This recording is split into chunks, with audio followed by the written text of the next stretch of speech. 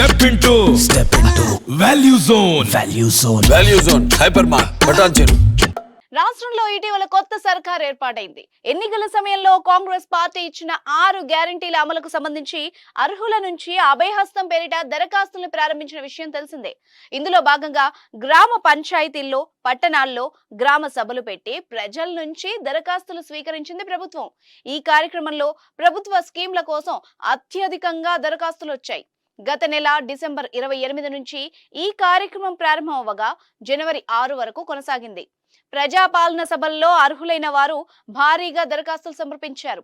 అధికారులు ఊహించిన దానికంటే పెద్ద ఎత్తున దరఖాస్తులు ప్రభుత్వానికి అందాయి. అంటే మొత్తం 1,25,00,000 దరఖాస్తులు వచ్చాయి.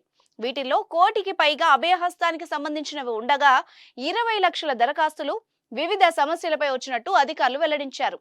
ఇందులోనూ ప్రధానంగా ఇందిరమ్మ ఇళ్లు, ఆర్థిక సహాయం, రేషన్ కార్డుల కోసం ఎక్కువగా అప్లికేషన్లు వచ్చాయి.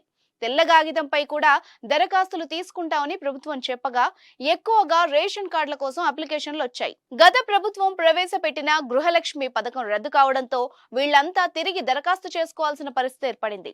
దీంతో ఇందిరమ్మ ఇళ్ల కోసం అత్యధిక సంఖ్యలో దరఖాస్తులు వచ్చాయి. 6 గ్యారెంటీల ద్వారా మహాలక్ష్మి, రైతు భరోసా, గృహజ్యోతి, ఇందిరమ్మ ఇళ్లు, చేయూత పథకాలు ఉన్నాయి. ఇందులో మహాలక్ష్మి స్కీమ్ కు మహిళలు భారీగా దరఖాస్తులు చేసుకున్నారు.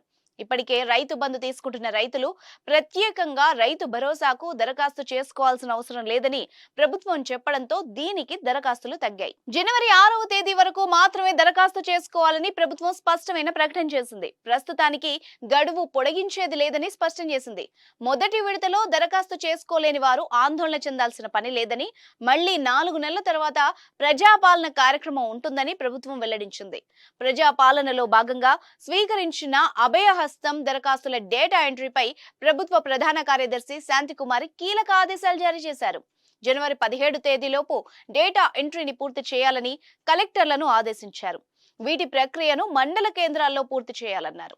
ప్రతి 4 నెలలకు ఒకసారి ప్రజాపాలన నిర్వహించాలని ప్రభుత్వం నిర్ణయించిందని, దరఖాస్తు ఇవ్వని వారు మరోసారి తిరిగి దరఖాస్తు చేసుకునే వెసులుబాటు ఉందని సీఎస్ తెలిపారు.